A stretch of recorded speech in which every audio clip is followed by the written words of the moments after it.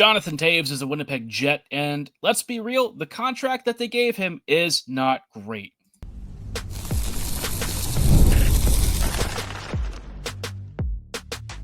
You're Locked On Jets, your daily podcast on the Winnipeg Jets, part of the Locked On Podcast Network, your team every day.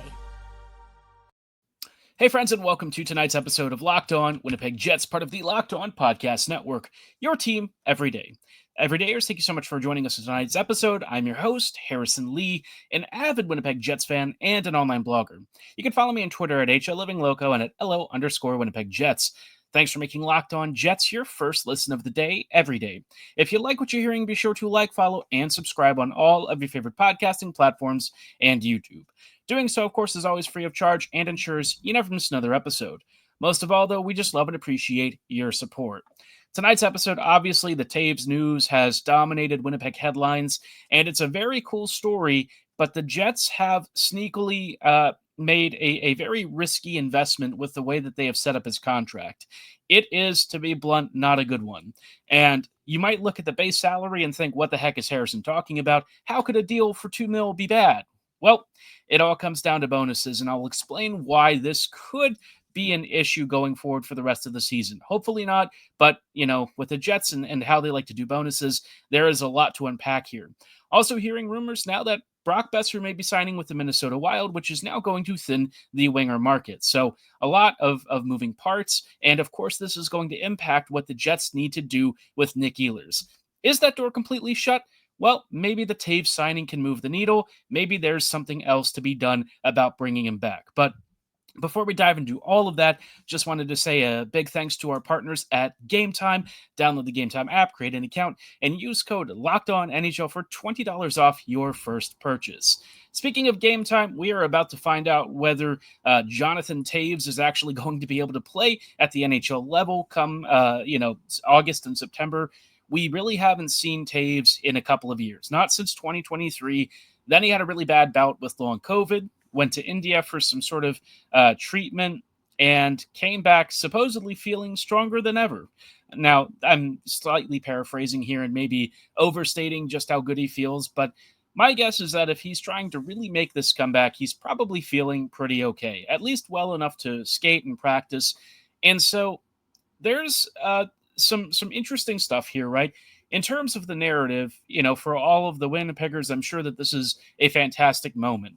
Obviously, your hometown hero, who's a multi-cup champ and has always been, in many ways, admired by not only the city of Winnipeg, but honestly by the Jets. There are some strong connections between the Hawksburg, Toews, Winnipeg, all that stuff. And it was really just a matter of time, it felt like, before at some point Toews came back home to play for the Jets. So in many ways, it's a really nice story and kind of a full circle coming home sort of thing. And I think for that reason, the Jets were really willing to take a bit of a gamble. Now, before we kind of went into the official signing details, we had heard that it was for 1 year at $2 million, which is not cheap, but it's also not that expensive. And I think it takes into account that the fact that, Toews hasn't played in 2 years. He's 37. We have no idea what he's honestly going to be like when he steps on the ice. Maybe he can be a 4C. Maybe he can do more. My guess is that given the time off and, the impact of what his specific health ailments did to him, I'm just really not setting very high expectations. He was already slowing down a bit as he was getting older towards the end of that Hawks run, and I just don't feel like now being 2 or 3 years older and getting into, some post-long COVID hockey is really going to be the kind of game that sets really high expectations. I just don't think that's going to be a thing. And what I thought about this, I was like, okay, well, if it's as a fourth line center, it's not a big deal. It's fine. It completes the whole narrative. The Jets can sell some jerseys, sell some tickets, and Winnipeg fans kind of get their own little bit of wish fulfillment. That was all true until I saw the contract structure and saw the bonuses. The bonuses are just grim. He's going to make about $2.5 million or so if he plays 60 games. And look, that part is not necessarily guaranteed, but I'm going to tell you one thing about the Jets. When they do stuff like this, It's because they intend for somebody to get paid. This is not a performance-based bonus. It is a games played bonus, which means that if there is a way to get him in a lineup almost every single night that he's healthy enough to go, the Jets are going to do it. I can tell you, this is just the way that they operate. Winnipeg is at times loyal to a fault. We know that for a fact. And if they have set this contract structure up this way, it's because they fully anticipate trying to pay him that extra 2.5 mil. And then, you've got a few other bonuses for how deep the Jets go in the playoffs, combinations of how many games he's played, plus playoff finishes, yada, yada, yada. And the final bonuses for winning the cup. So if you get the full 7 million bonus, you don't really care, right? You've already won the cup, and he has been some sort of a contributor to that. The problem with this is that the Jets are not that close to a cup. They need like 3 or 4 big pieces. And normally, this contract really wouldn't hurt Winnipeg. But the contract structure being bonus laden is a really big issue for Winnipeg, especially if they do not intend to have cap overages. Obviously, the bonuses get tacked on at the end of the season, and if you're over, and you start to hit the full cap situation, it gets applied to next season. But we know that the Jets are very careful about how they spend towards the cap, and whether or not any of the bonuses that they do have active get incurred on the following seasons. They just don't like to do that. They've never really done this. They are very calculated and usually leave room to basically treat a bonus structure as like an actual in-season salary. And so Winnipeg kind of is almost treating this like Toews might be more in the $5.5 to $7 million range. And that's usually how they've done this. And so if that's the case, well, Ehlers is going to have not a lot of room to work with in terms of his contract offer, which we've heard a rumor it's 8x8. We'll have to see if that really pans out. But it also kind of leaves, not a ton of room to figure out the Sandberg and Velarde contracts. But I think the bigger concern for me is if you use most of the space on like 3 guys, you're really not going to have much room left to upgrade. And that's kind of been the whole point of this offseason, right? It should be to upgrade your roster with big acquisitions. Tons of teams are clearing out space, and, a lot of really quality names are coming off the board. So if the Jets have made this contract and act like it counts as a $5.5 to $7 million bonus deal or a standard contract because they intend to pay out the bonuses, then that's going to really limit the amount of decisions and choices they can make for trade options, right? You're really not going to have that many players to bring in if you really intend to stay under that cap situation and make sure that you don't have overages next season. And so I'm very perplexed because it's a lot of money and a lot of guarantees. And honestly, I do think he will play close to 60 games. I don't really doubt that too much. It only is if he really can't hack it and honestly just looks completely lost out there. That would be the only thing holding it back. But I have a hard time seeing it happening that way. Knowing how the Jets are, knowing how they have forced guys into lineups on a routine basis, I just kind of feel like he's going to play a lot. And if that's the case, they might kind of even envision him to be the 2C. Elliot Friedman has been right about a lot of things with Winnipeg recently. He kind of dropped the notion that Toews might be seen as a 2C, and this contract structure kind of feels like they think he might be the 2C option. So I have a lot of mixed feelings about it, right? It'd be a cool story and everything, but I also kind of care about the Jets improving this team and actually building on what they've already done really well this past year. And if this is what they really think is their big offseason acquisition, I just don't understand. I don't know how you could possibly watch what the Panthers just did to the Oilers and think that this Jets team just needed a Toews. It's clear that that is not the case, not even close. So I don't want to rush to too many judgments. You've probably already seen my Twitter feed if you follow me there, and you know what, you understand my frustration there. So we're going to have to hold off and see what happens before or after July 1st. But all I can say is if Winnipeg's history is any indication, it's a little frustrating, and I do wonder about just how much room the Jets have left themselves to make some moves. Now, one of those moves might have been a Brock Boeser signing, which apparently the Minnesota Wild are doing instead. I think that's actually good for the Jets in a lot of ways, and we'll chat about why and what it can mean for Winnipeg's free agent follies here coming right up. There's nothing like playoff sports. The energy, the rivalries, the nonstop action. with not only the Cup Finals just recently finished, but the NBA Finals still ongoing. There's never been a better time to see playoff sports than live. And Gametime makes getting in the building fast and affordable. Gametime gives you last-minute tickets, zone deals for deep discounts, panoramic seat views, and all-in pricing with no hidden fees. And ticket prices often drop the closer you get to puck drop, so you can score big without overpaying. Now, I've used Gametime when I was buying Ravens playoff tickets. I've seen, Chiefs versus Ravens, and, obviously it was not the best experience in terms of the final score line, but Gametime made it so easy. They showed me seat views, they showed me all in pricing up front, and they made sure that I got the best price amidst all the options. It's a great life hack for saving money on big tickets, and you can take the guesswork out of buying tickets by going with Gametime. Download the Gametime app, create an account, and use code LOCKEDONNHL for $20 off your first purchase. Terms apply. Again, create an account and redeem code LOCKEDONNHL for $20 off. Download the Gametime app today. Last minute tickets, lowest price, guaranteed.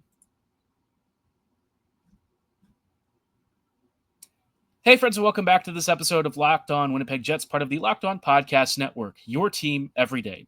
Every day, thank you so much for rejoining us in tonight's episode as we're chatting a little bit about the rumors and free agent stuff that's currently swirling around. So last night, obviously, we uploaded an episode about Maverick Bourque, and I was really excited to maybe see an offer sheet. Then, Seattle did the crackin thing of apparently deciding to bail out the Stars and trading for Mason Marchment after I recorded, which gave them enough cap space to then sign Bourque for a 1-year, $925K deal today. So bye-bye offer sheet. Yep. Great. Awesome. Yeah, awesome. Thank you for bailing out the Stars, Seattle. That's great.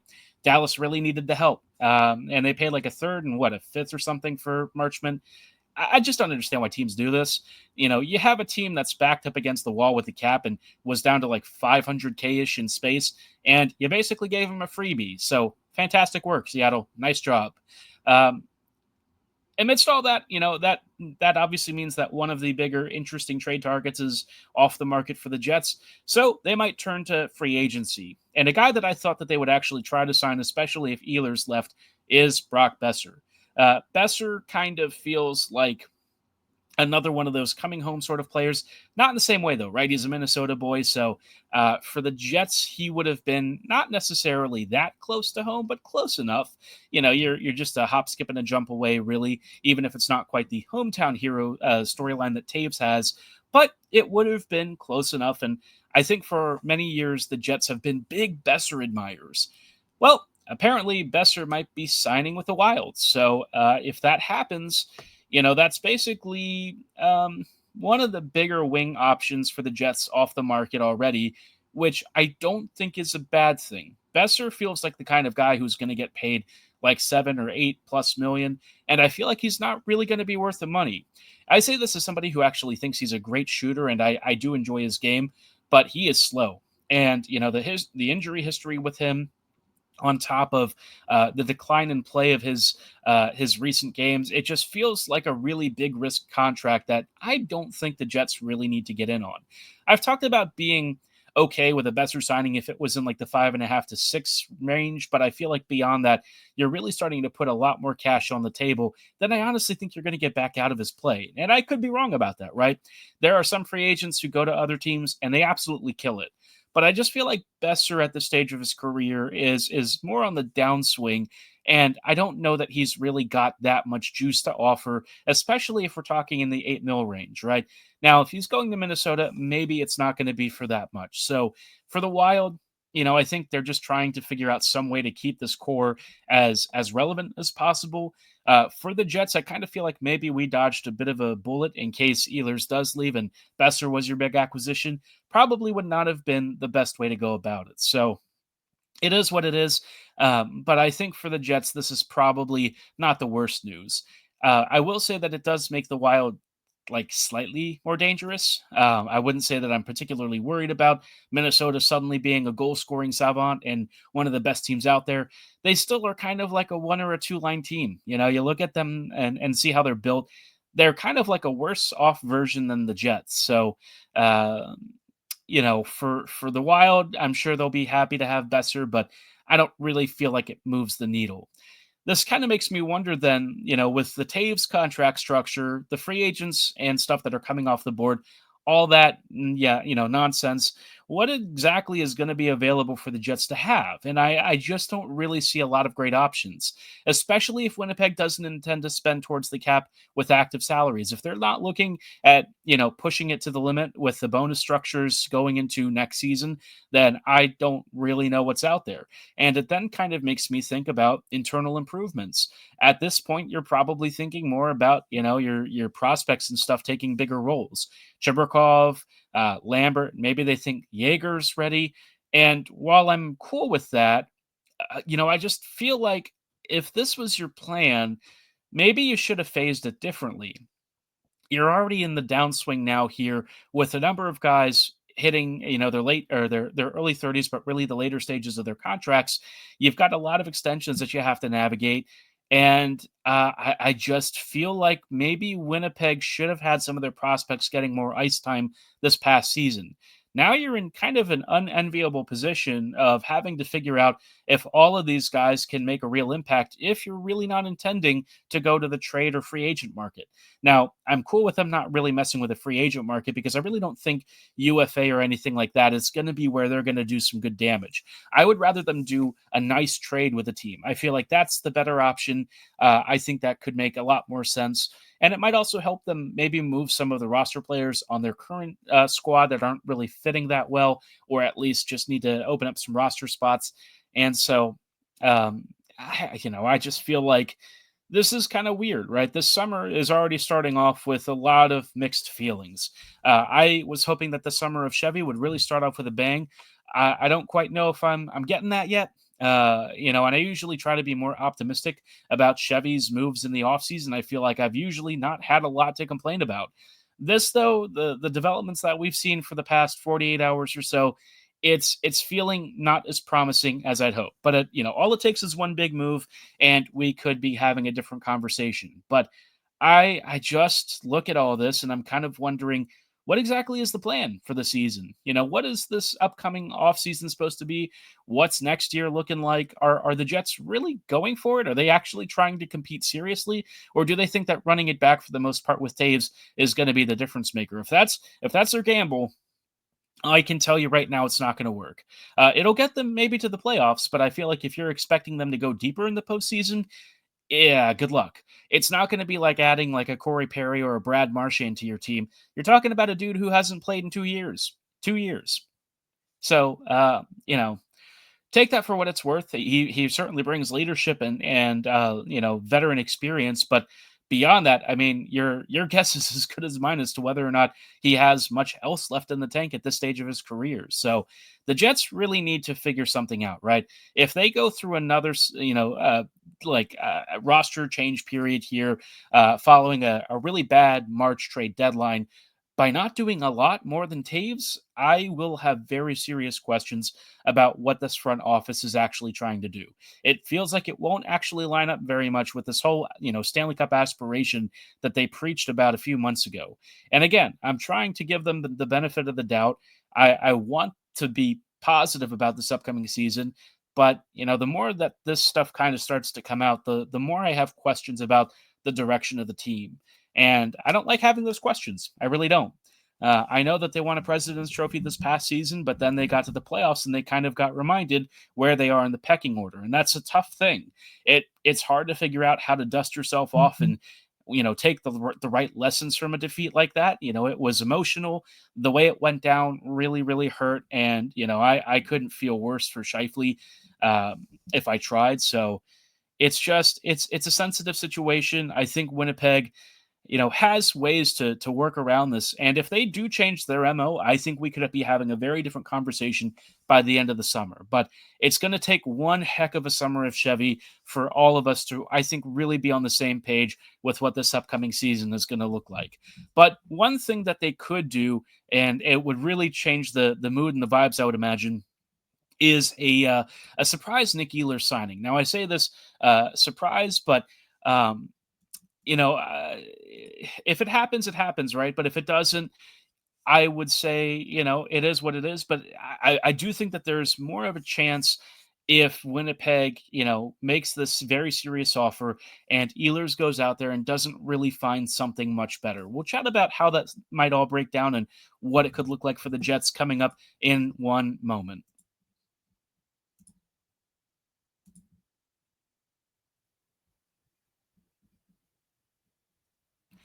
Hey, friends, and welcome back to this episode of Locked On Winnipeg Jets, part of the Locked On Podcast Network, your team every day. Every day, thank you so much for rejoining us in tonight's episode as we are chatting a little bit about the Nick Ehlers deal. Obviously, this is a tough one for the Jets, right? If Ehlers walks, they don't really have many internal replacements or even external options out there available to bring in. Ehlers is kind of a bit of a unicorn sort of player, and I think that there's a couple of teams out there that would love to add him. I'd expect Carolina and Utah to probably be among the biggest suitors. I could see the Hawks trying to make a really serious play for him too.